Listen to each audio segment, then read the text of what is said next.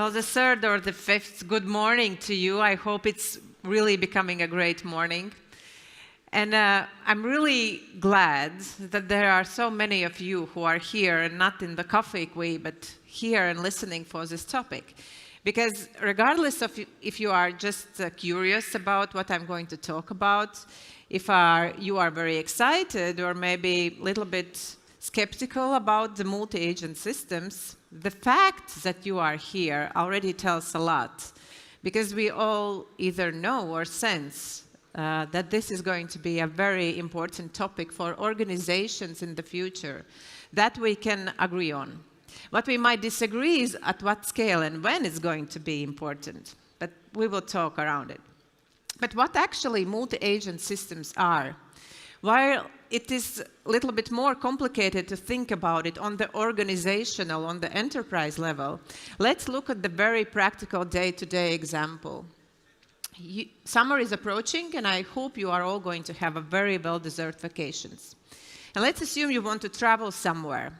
You heard already that you can use agents to research your potential destinations and do bookings for you. So let's look on something a little bit more ambitious, financing. You want to go somewhere, but you don't know how much money you want to spend on it. So what if you could use a multi-agent system where some of the agents are scanning through your finances, your income level, your regular payments, and trying to analyze how much you can invest? Other agents are analyzing what are the investment possibilities around you, where to invest in. Then some agents do investments for you, and some others are analyzing what are the outcomes and adjusting your investments. If such multi-agent system is hopeful, during the summer when you open your bank account, there is enough money for you to go wherever you want to go in the world. But it's also possible that when you open your bank account, there is no money left. Then the possibility of such multi-agent system would be really hyped, wouldn't it? And what could go even more wrong? Maybe agents forgot to analyze legislations and invested your money for you in something illegal. And then during the summer, vacation is going to be least of your problems. And to be honest, all of these possibilities are real. All of them are possible.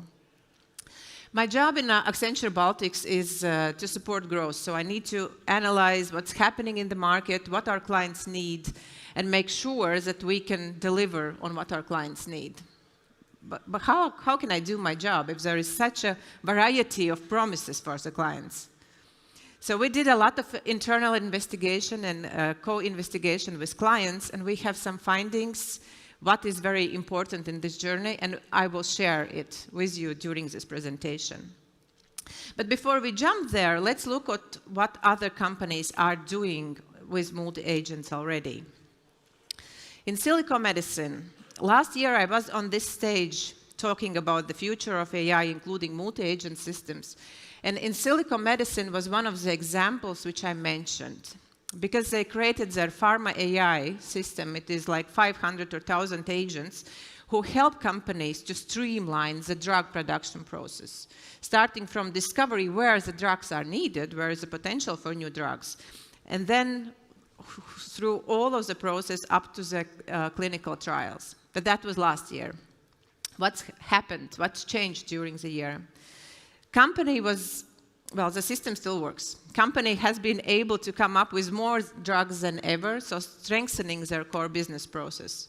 But also, they have signed multiple multi-million deals with other systems for the pharma AI usage, meaning that market is ready to pay millions for multi-agent assets already.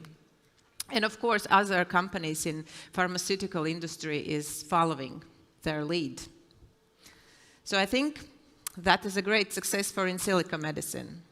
And then Klarna. Have you heard about Klarna?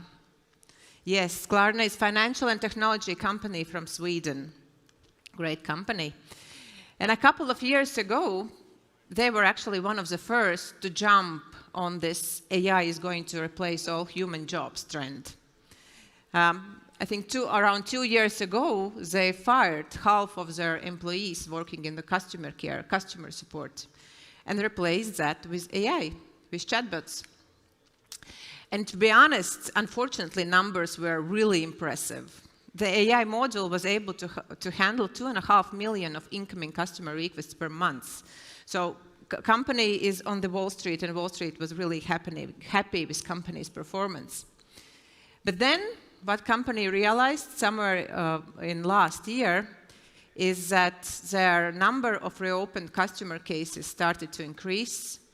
A lot of emotionally charged customer queries were open, and their customer satisfaction started to drop, which is again, of course, impacting company's financial situation.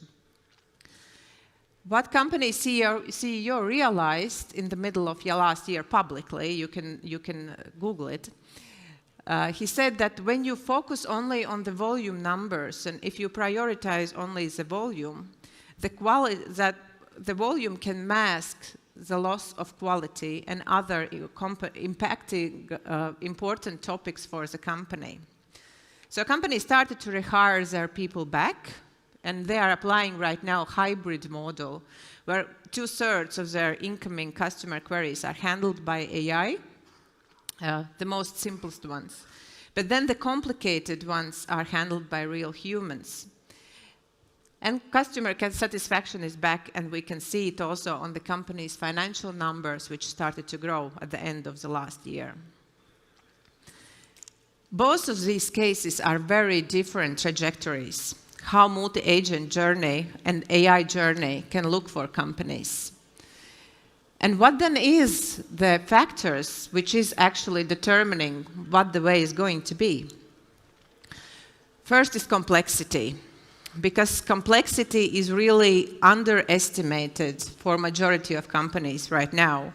And we don't even understand all of the complexity which is there for AI. Because very often, not the ambition or tooling is what is holding companies back, but the understanding how to deal with the complexity. If I would ask you, what does your company need to start multi-agent journey? What do you think? What is it?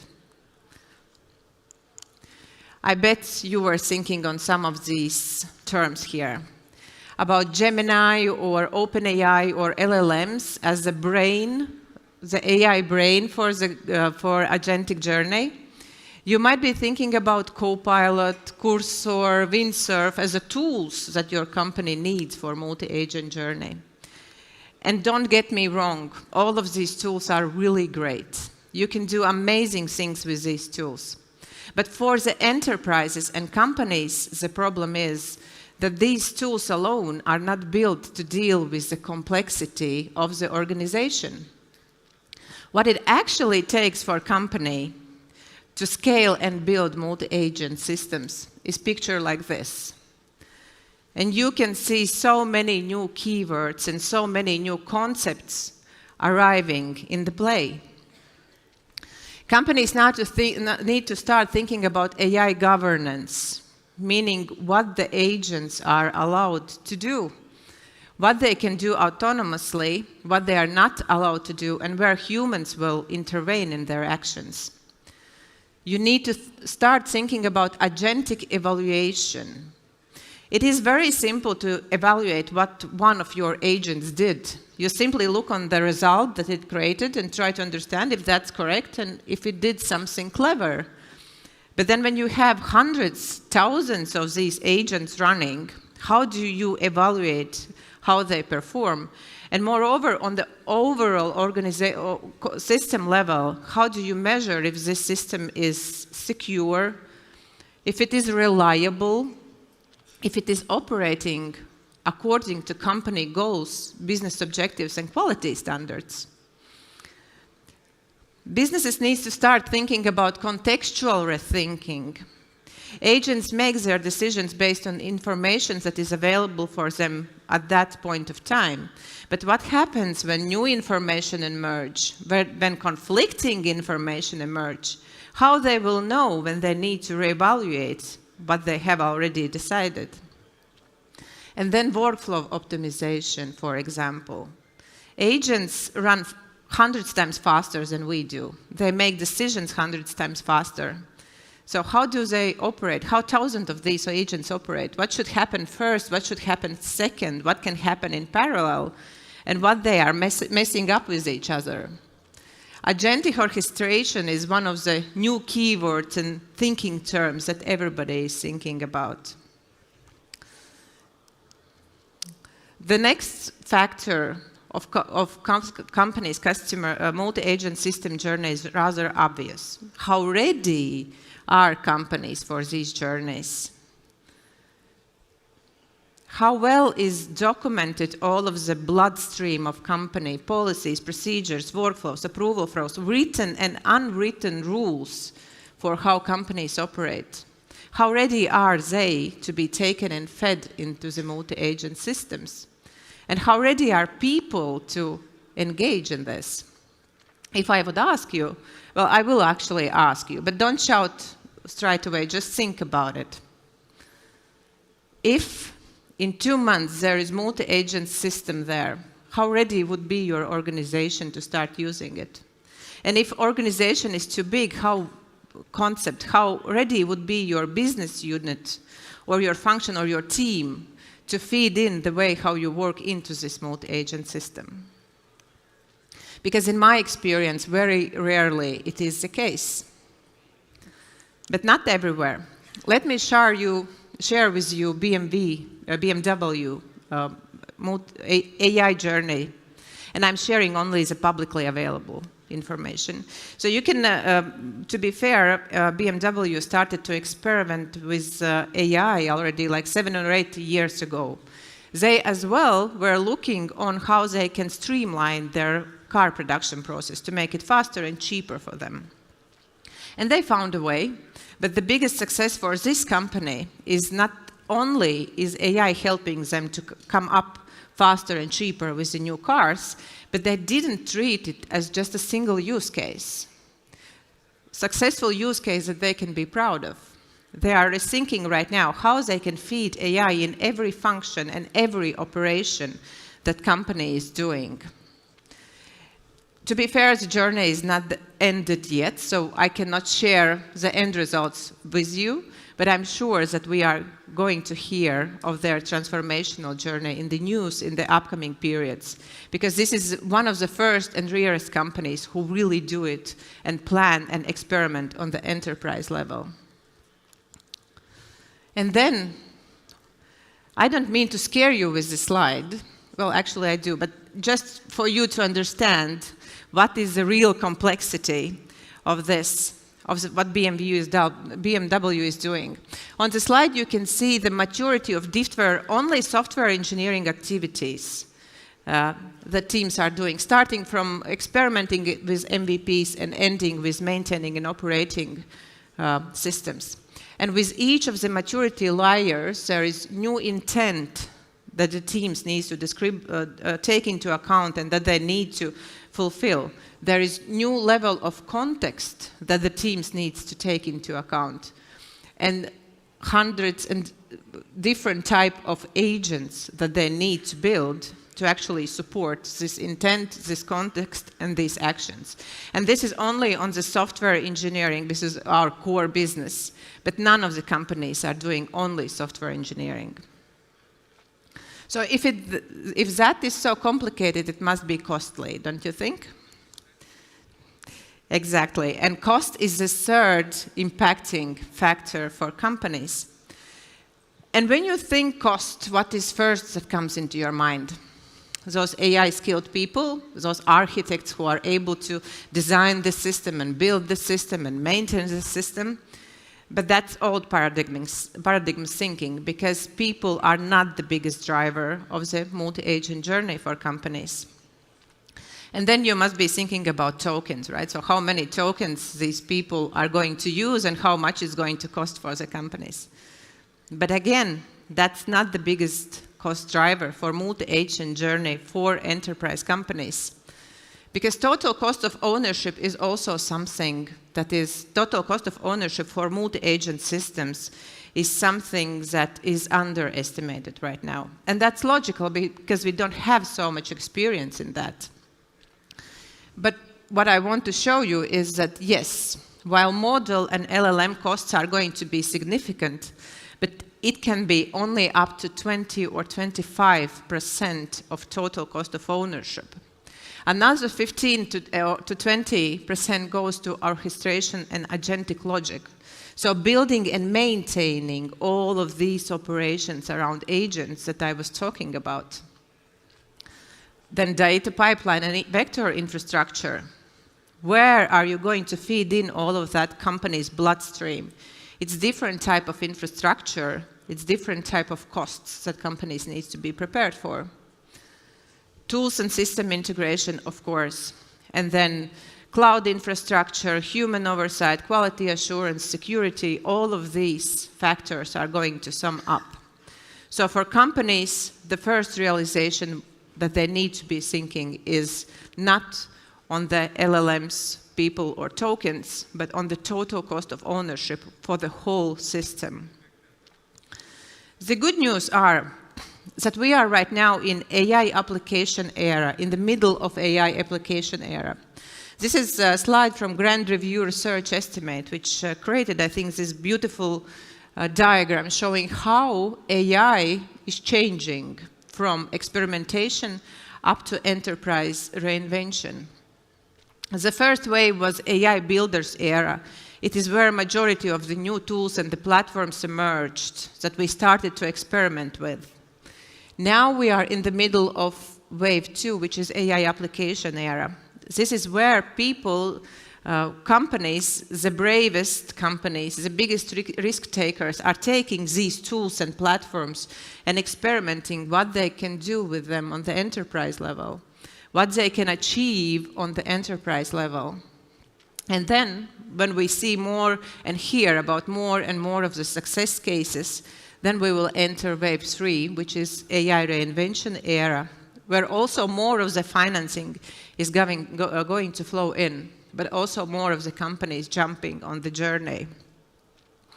And what I want you to notice on this slide, that the driving factor for this maturity, for this evolution, is not the technology. Because technology is already here. It is here to stay and to evolve. The driving factor is readiness of the company and ambition to be on this journey. But what does company need actually to have the well enough defined ambition to follow with disciplined execution? Business case, right? So what is the business case? Where is this fruits that company can achieve to actually take on the risk and take on the cost for this journey? And that's again leadership type of question, not technology one. Gartner is helping us here out with their research on where return on investment on the multi-agent and AI is hiding for companies. And in the slide on the vertical line, you can see what is the degree of change that companies are ready to accept on their way to AI-enabled companies. And then on the horizontal line, you can see maturity of different AI models that companies are investing in. Where do you think your company are? Where your team are? Unfortunately, a majority of us are here on the everyday AI trap, how we call it. It is the place where companies pay for licenses and platforms and try to push this AI into everyday operations of people. So taking completely new technology with new possibilities and and just trying to push it on the way how we work and expect high return on investment there. But unfortunately, it is not there. Here on the everyday AI, the return on investment is either lacking or it is very minimal. Companies who are ready to use AI not only to somehow fasten their day-to-day operations, but also accept some moderate change to how the company operates, these companies are here in the middle. And this is a place where majority of the use cases and proof of concepts that we are running and seeing for companies are located. And indeed, when companies change not only the tooling, but also change the process to fit the new potential of AI, the return on investment is higher. It is from 3 to 15%. Companies can expect from 3 to 15%. Yet again, that's not full of the potential that could be there. And only the companies who are ready to invest in autonomous or agency type of AI systems, so the ones which are running, analyzing their own actions and changing the way they operate on the go, the companies can expect high or even double, triple or even double return on investment. But their companies also need to be ready with a significant change of the ways how they operate. And the ones which are not human designed or human evaluated, the ones which are initiated and run by the agents. So we started this presentation with a question: what multi-agent systems are? Is it a hope for more accelerated growth and more opportunities and new stream business lines for the companies? Is it a hype? Something that everybody is talking about, but which is not really returning returning any value from time or money which is invested in it? Or is it a house of cards, that where we invest the money, where we invest our efforts and our time, but it's going to scramble down at the first opportunity? And if you were expecting me to give you a simple or yes or no answer, I'm really sorry, there is none. Because reality is, it can be anything on this spectrum, from one company to another. Yet, the defining factors, which journey is it to be, is whether companies really understand the complexity of this new concept that they are dealing with, if they are real open to deal with that complexity. Whether companies are ready to take all of their operations and feed it into multi-agent systems, if people in the company are ready to take this journey. It depends on whether companies understand the costs and what are the investments that they are allowing themselves to invest in these companies. And the business case, where to start. What is the one and single and core function where companies can start it, show how it works, and then expand to other operations. But one thing I know for sure, that the winners in this run is not the companies who are just buy something that others did, some AI tool or component, and plug it in their server rooms. But the biggest winners are going to be the ones who really re-engineer the way they work around the possibilities and potential of the AI systems. Thank you.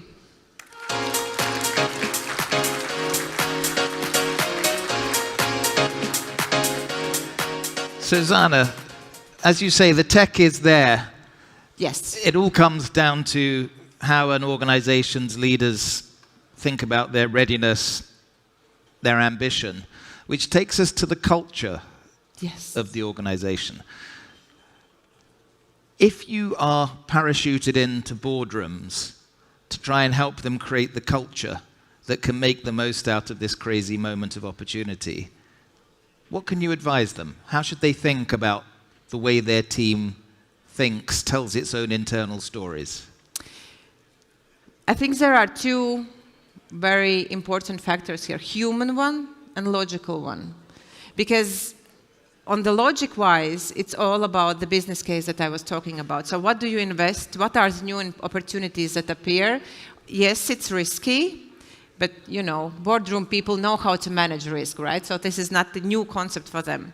But then there is also this human readiness, because nobody wants to be the first one who failed big, right? And everybody talks about it. And then this people in the boardrooms and their teams' readiness for these multi-agent journeys, I think, is one of the biggest problems out there. And how do you avoid it, so how do you overcome it, is by experimenting. Just finding this one case where you start activities, where you start experimenting with the capabilities of AI. And when you succeed, you can scale step by step. And that has to come from the top, from the CEO, showing that they're experimenting personally? In ideal world, it would be, right? So the CEOs would have the plan and that would go down.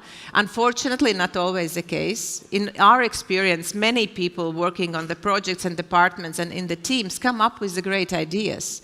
And if they have the possibility to experiment, and thanks God, in nowadays, majority of organizations, that's the case.